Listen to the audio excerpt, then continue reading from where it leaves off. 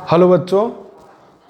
तो आज हम लोग, आपको पता है कि आपका एग्ज़ाम चल रहा है और क्लास जो है वो 10 दिन के लिए बंद है, 20 को खुलेगा। और चूँकि ये 10 दिन गैप थोड़ा ज़्यादा है, इसलिए हम आपके क्लास को आगे बढ़ा रहे हैं। हमने जो भी क्लास में पढ़ा है, बैठ के ऑफलाइन क्लास जो भी पढ़ा है, उसमें गॉस थ्योरम के बारे में पढ़ा है। गॉस थ्योरम से रिलेटेड बातों को पढ़ लिया है।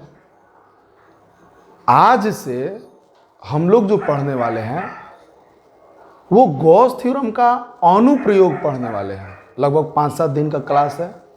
गॉस थ्योरम का अनुप्रयोग, यहीं से हम लोग का क्लास स्टार्ट होना था, या फिर किसी किसी बैचेज में क्लास हो भी गया है। तो जो हम लोग क्लास स्टार्ट करने वाले हैं ऑनलाइन में, वो है गॉस प्रमेय का अनुप्रयोग। यानी अगर अंग्रेजी में बोले तो एप्लीकेशन ऑफ गॉसेस थ्योरम। यही क्लास है बाबू। देखिएगा कुत्ता उत्ता भी भौंक रहा है, तो तनी बचाइए के पढ़िएगा। तो क्या कीजिएगा, बगल में कोनो कुत्ता बोल रहा है, कहीं सियार बोल रहा है, तब हम क्या करें। अब कितना सेफ्टी लगा है, बिना पंखा चलैले हम पढ़ा रहे हैं, तो कष्ट है। कोनो बात ना, थोड़ा बहुत कष्ट करना जरूरी है जीवन में। Application of Gauss theorem. बबुआ गॉस थ्योरम को कैसे यूज किया जाएगा, ये चीज हम लोग पढ़ने जा रहे हैं। कि गॉस थ्योरम हमने पढ़ा ना भाई, हमने गॉस थ्योरम में पढ़ा कि कोई भी बंद पृष्ठ है, तो इस बंद पृष्ठ है और इस पृष्ठ के अंदर में अगर आवेश है, तो इस पृष्ठ से निकलने वाला कुल विद्युत फ्लक्स ये हमेशा बराबर होता है 1/ε0, और पृष्ठ के अंदर जो भी आवेश है उसके summation of D phi is equal to 1/ε0 into q. ये गॉस थ्योरम हमने पढ़ा है। इस गॉस थ्योरम को कैसे हम लोग यूज करेंगे, ये पढ़ने जा रहे हैं। ठीक है, तो आप देखते हैं कि गॉस थ्योरम का अनुप्रयोग में हम क्या क्या सीखेंगे। बबुआ गॉस थ्योरम का अनुप्रयोग का मेन जो मकसद है वो ये है कि अलग अलग आकार के वस्तुओं के कारण, आवेशित वस्तुओं के कारण, अलग अलग आकार के आवेशित वस्तुओं के कारण कैसे विद्युत तीव्रता ज्ञात किया जाएगा। मान लो अगर ये सिलेंड्रिकल तार है, अगर ये आवेशित तार है, तो इसके कारण यहां पर विद्युत तीव्रता कितना होगा, इस तरीके का चीज। अलग अलग आकार वाले आवेशित वस्तुओं के कारण विद्युत तीव्रता ज्ञात करने के लिए ही हम लोग गॉस प्रमेय का अनुप्रयोग सीख रहे हैं। और बबुआ ऐसा नहीं है कि आप गॉस प्रमेय के अनुप्रयोग से पहले विद्युत तीव्रता निकालना नहीं जानते हैं, आप बहुत जानते हैं। जैसे आपको बात करें तो आपको पहले से पता है कि अगर कोई बिंदु आवेश है, बहुत छोटा सा आवेश है +q, और कोई पूछ रहा है कि बताओ यहां से r दूरी पर, बताओ यहां पर विद्युत तीव्रता कितना होगा। आप जानते हैं बिंदु आवेश के कारण विद्युत तीव्रता निकालना, तुरंत बोल देंगे sir E is equal to 1/4πε0 Q/r² होगा। आपको यह भी पता है कि अगर कोई कहीं किसी बिंदु पर विद्युत विभव दिया हुआ है, अब विद्युत तीव्रता पूछा जा रहा है, तो आप आसानी से बोल देंगे sir E is equal to -dV/dx। आपको यह भी पता है पहले से कि अगर कोई रड है जिसका लंबाई है L और इसके एक अंत से A दूरी पर इस पर आवेश है +q, कोई पूछेगा कि बताओ यहाँ पर विद्युत तीव्रता क्या होगा, तो आप आसानी से बता देंगे कि सर रड के लिए विद्युत तीव्रता 1/4πε0 Q/A × A + L। हमको उम्मीद है कि सबको सब बातें याद होंगी। इसके बाद आपको यह भी पता है कि अगर कोई रिंग है जिस पे आवेश +q है, तो इसके अक्ष पर x दूरी पर विद्युत तीव्रता कितना होगा। E is equal to 1/4πε0 qx by are square plus x square का पावर 3/2। ये सब कुछ डिराइव करवाया गया है, निकाला गया है। आपको पहले से ही अलग अलग आकार के वस्तुओं के कारण विद्युत तीव्रता निकालना आता है, लेकिन और भी बहुत सारे आकार के वस्तु हैं जिसके कारण विद्युत तीव्रता निकालना आपको नहीं आता है। वही चीज सीखने के लिए हम लोग गॉस प्रमेय पढ़ने जा रहे हैं। जिसे बबुआ गॉस प्रमेय में क्या क्या हम लोग सीखेंगे, इसका अनुप्रयोग में क्या सीखेंगे। हम लोग सीखेंगे कि एक खोखला गोला है, खोखला गोला के कारण विद्युत तीव्रता ज्ञात कीजिए। हम लोग सीखेंगे कि एक ठोस गोला है, ठोस गोला के कारण विद्युत तीव्रता ज्ञात कीजिए। हम लोग सीखेंगे कि एक बेलनाकार चालक है, उसके कारण विद्युत तीव्रता ज्ञात कीजिए। एक अनंत समतल, अनंत लंबाई के, अनंत प्रसार किया हुआ समतल चादर है, उसके कारण विद्युत तीव्रता ज्ञात कीजिए। हम सीखेंगे कि किसी भी आकार के आवेशी चालक के कारण विद्युत तीव्रता ज्ञात कीजिए। तो बबुआ अलग अलग आकार के वस्तुओं के कारण विद्युत तीव्रता निकालने के लिए ही हम लोग गॉस प्रमेय का अनुप्रयोग पढ़ने जा रहे हैं। क्लियर कट बा हम लोग क्या पढ़ने जा रहे हैं। अब आइए इसमें लाइन से हम लोग पढ़ने चलते हैं। आज पहला अनुप्रयोग बताऊंगा। पहला अनुप्रयोग, खोखला गोला के कारण विद्युत तीव्रता। हेडिंग सब लोग डाल लेगा। खोखला गोला के कारण, खोखला गोला के कारण विद्युत तीव्रता। मतलब अब ये कि अगर कोई खोखला गोला है तो इसके कारण विद्युत तीव्रता कितना होगा।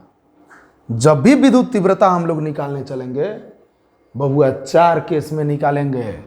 है खोखला गोला है तो खोखला गोला के बाहर में बताओ विद्युत तीव्रता कितना होगा, फिर निकालेंगे खोखला गोला के सतह पर विद्युत तीव्रता, खोखला गोला के अंदर में विद्युत तीव्रता, खोखला गोला के केंद्र पर विद्युत तीव्रता। 4 कंडीशन चलेंगे।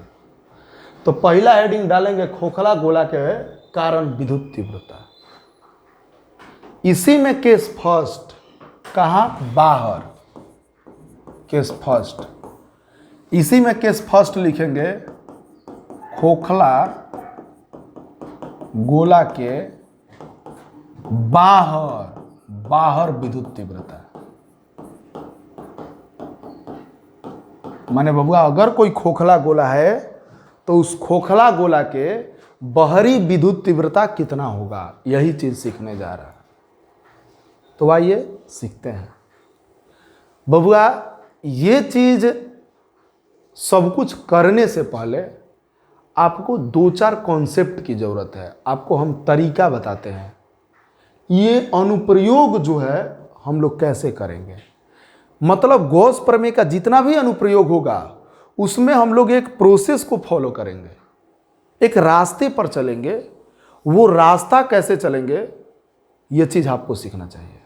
सबसे पहले आपको ये चीज जानकारी होना चाहिए कि पूरा गॉस प्रमेय का जो अनुप्रयोग हम लोग पढ़ेंगे इसमें कौन से रास्ते को पकड़ के चलेंगे। तो आइए पहले रास्ता को पकड़ते हैं और तब इसको सोल्व करने चलेंगे, डिराइव करने चलेंगे। पहला बबुआ रास्ता यह है कि हम लोग विद्युत फ्लक्स निकालने का फॉर्मूला यूज करेंगे। विद्युत फ्लक्स निकालने का फॉर्मूला जानते हैं। अगर सतह बहुत छोटा है तो बहुत छोटा सा फ्लक्स निकलता है जो बराबर होता है D phi is equal to EDA cos theta. बबुआ पहला काम होगा कि हम विद्युत फ्लक्स निकालने वाला फॉर्मूला इस्तेमाल करेंगे, है फॉर्मूला यूज करेंगे। सबसे पहला काम होगा कि ये फॉर्मूला यूज करेंगे। आपको ये फॉर्मूला पता है, और नहीं पता है तो पुराना वाला वीडियो जाके देखिए, विद्युत फ्लक्स वाला है, यही चैनल पर मिल जाएगा आपको। विद्युत फ्लक्स का फॉर्मूला लगाएंगे। ये फॉर्मूला लगाएंगे तो बबुआ जिक्र आएगा यहां पर एंगल लिखने का। ये थीटा का वैल्यू क्या होगा तो हम आपको बताते हैं। अगर कोई सतह है बबुआ तो सतह तो सदिश राशि है, क्षेत्रफल सदिश।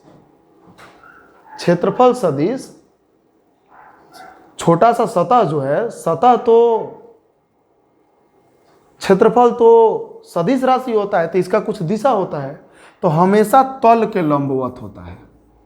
अगर ये सतह है तो सतह की दिशा हमेशा तल के लंबवत। और मान लो यहाँ पर कोई आवेश है प्लस क्यू, तो प्लस क्यू आवेश के कारण इस सतह पर विद्युत तीव्रता होगा। अब विद्युत तीव्रता प्लस के कारण किधर होता है? हमेशा बाहर की ओर। तो इस सतह के कारण यहाँ पर विद्युत तीव्रता बाहर की ओर यानी इधर। तो विद्युत तीव्रता का दिशा भी इधर और क्षेत्रफल का दिशा भी इधर। दो लाइन एक के देने, जब दो लाइन एक के तरफ तो थीटा का वैल्यू कितना हो जाएगा बबुआ? 0 डिग्री। तो हम थीटा का जब जिक्र होगा तो यहाँ पर क्या लिखेंगे? 0 डिग्री। तो पहला काम ये होगा, ये फॉर्मूला को यूज करना। दूसरा फॉर्मूला, अगर बबुआ बंद पृष्ठ है तो हम गॉस प्रमेय लगाएंगे। कैसे गॉस प्रमेय लगाएंगे? मान लो इसके अंदर आवेश है प्लस क्यू, तो इस बंद पृष्ठ से निकलने वाला कुल flux summation of D phi is equal to 1/ε0 into q होता है। तो ये दूसरा का पहले हम गॉस प्रमेय लगा लेंगे। इस दोनों फार्मूला को, फ्लक्स निकालने का दोनों फार्मूला को यूज करेंगे और दोनों का एलएचएस इक्वल हो जाएगा। तो अपना माने आरएचएस क्या हो जाएगा? इक्वल। जब आरएचएस इक्वल हो जाएगा और विद्युत तीव्रता निकालना है तो विद्युत तीव्रता को इक्वल टू के एक तरफ और बाकी सबको एक तरफ कर देंगे, आंसर अपना माने चलाएगा। यही काम करना है बउआ। याद रखो, दो काम करे के बाद पहले विद्युत फ्लक्स वाला फार्मूला लगेबा d phi is equal to E d A cos theta, फिर गॉस थ्योरम लगेबा summation of D phi is equal to 1/ε0 into q, फिर दोनों का एलएचएस बराबर हो जाएगा, आरएचएस अपना माने बराबर, विद्युत तीव्रता को एक तरफ बाकी सबको एक तरफ कर देंगे, आंसर एकदम आ जाएगा। किसी को दिक्कत नहीं? उम्मीद करते हैं कि किसी को दिक्कत नहीं होगा। तो अब हम चलते हैं। या चलने से पहले एक और बात, आपको पता है कि गॉस प्रमेय लगाने के लिए आवेश पृष्ठ के अंदर होना चाहिए, लेकिन अगर अंदर में नहीं है आवेश तो हम अपना से एक कल्पना करते हैं गॉसीय सतह, और जब आवेश अंदर में आ जाता है तो हम लोग गॉस थ्योरम आसानी से क्या करते हैं? लगा लेते हैं। किसी को कोई दिक्कत? चलो हुआ, आओ देखते हैं। लो, खोखला गोला के कारण विद्युत तीव्रता निकालने जा रहे हैं और खोखला गोला के कारण बाहर में विद्युत तीव्रता निकालने जा रहे हैं। तो चलो हम मानते हैं कि मेरे पास एक खोखला गोला है। खोखला गोला समझते हो? ऐसा गोला जिसके अंदर कुछ नहीं भरा हो, समझ लो फुटबॉल जैसा खोखला गोला। तो हम मान रहे हैं कि खोखला गोला का त्रिज्या r है। हम ऐसा मान रहे हैं कि मेरे पास एक खोखला गोला है और यह खोखला गोला का त्रिज्या है कुछ r। तनी सहने बनाओ, तनी कहे कि हम लोग भी ना करम, फिर हम ही ना लोग तो फिर का। लो, हम मान रहे हैं कि मेरे पास एक खोखला गोला है जिसका त्रिज्या है r। इस पर आवेश दिया जा रहा है प्लस क्यू आवेश। चलो मान लो तुम अंदर में प्लस क्यू आवेश दिया तो प्लस प्लस धक्का मारेगा। गोला खोखला है, प्लस प्लस धक्का मार के सब प्लस कहाँ निकल जाएगा? बाहर। अब बाहर आके बबुआ चारों बगल खोखला गोला के सतह पर विस्तृत हो जाएगा, छा जाएगा। खोखला गोला के चारों बगल छितरा जाएगा। खोखला गोला पर आवेश हमेशा गोला के बाहर सतह पर चारों ओर समान रूप से डिस्ट्रीब्यूट हो जाता है।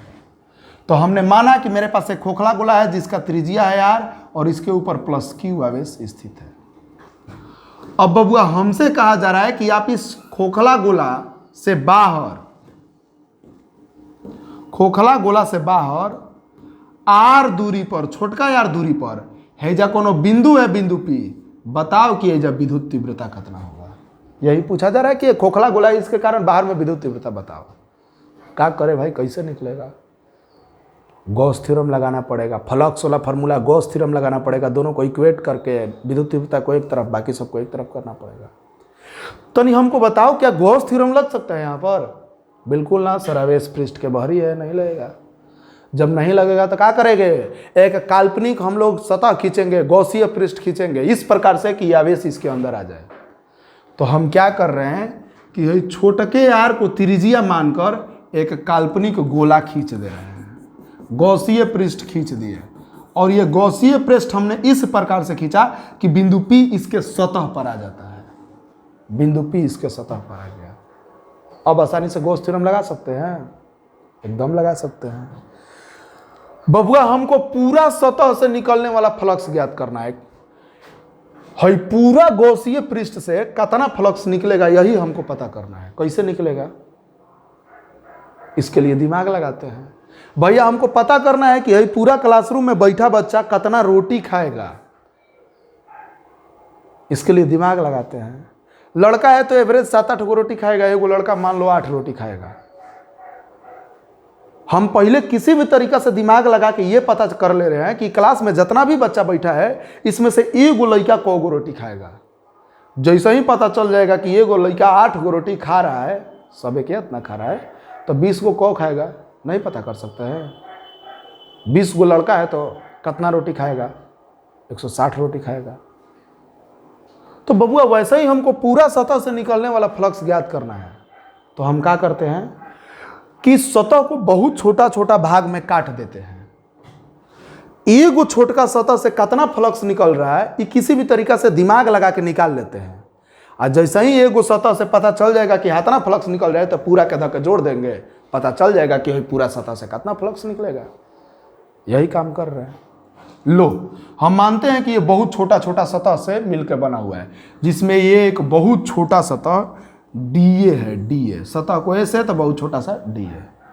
और चूंकि क्षेत्रफल सदिश राशि है इसलिए इसका दिशा होगा कुछ इधर एन कैप।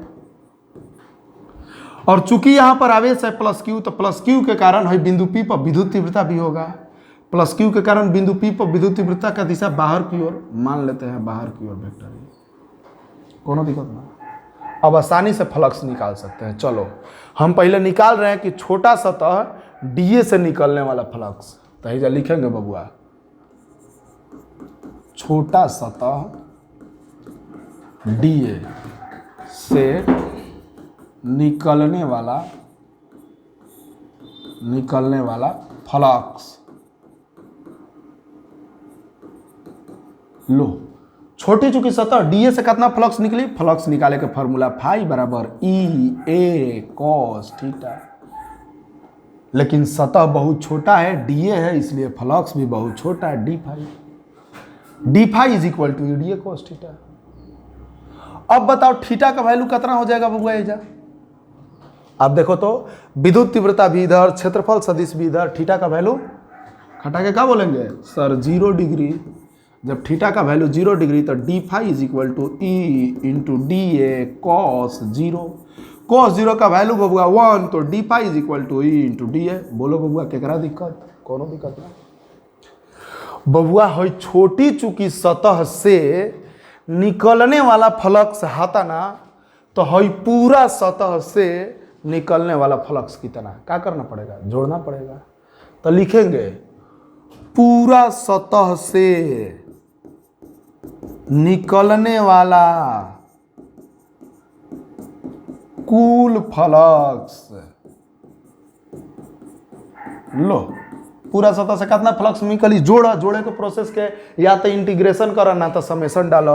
लो बबुआ गॉस थ्योरम में समेशन पढ़नी है, summation of D phi is equal to हिंको के समेशन करो, summation of E into D A. विद्युत तीव्रता तो फिक्स है भैया, विद्युत तीव्रता को बाहर निकाल लेंगे, summation of D phi is equal to E summation of D A. Summation of D phi is equal to E into क्षेत्रफल जोड़ सब है बबुआ हुई हाथना दूर के क्षेत्रफल कितना हुई, गोला है। गोला का त्रिज्या क्या है छोटका यार, गोला का क्षेत्रफल क्या होता है 4 पाई आर स्क्वायर।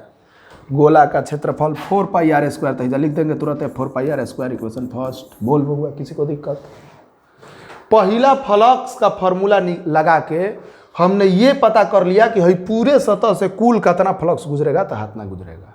एक बात क्लियर कट बा, पूरा सतह से गुजरे वाला फ्लक्स आता ना, ये पता चल गई। अब फ्लक्स निकाले के दूसरा का कौन टेक्निक है, गॉस थ्योरम।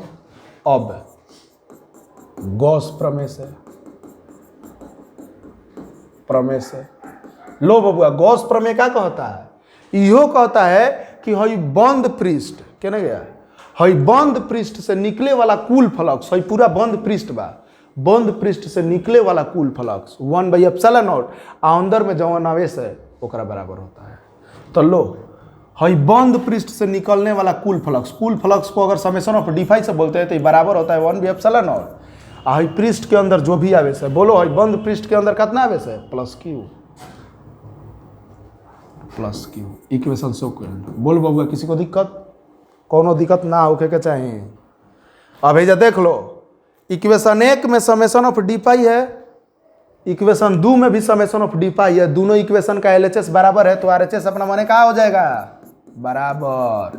इक्वेशन 1 तथा 2 से जब एलएचएस बराबर तो आरएचएस बराबर। आरएचएस में का बा, E into 4 pi r square, E into 4 pi r square बराबर 1 by epsilon naught into q. लो, विद्युत तीव्रता निकालना था तो विद्युत तीव्रता को एक तरफ, बाकी सबको एक तरफ। ई को एजे छोड़ देते हैं, 1/4 पाई आर स्क्वायर है ना, ला दिए एप्सिलॉन नॉट इंटू क्यू।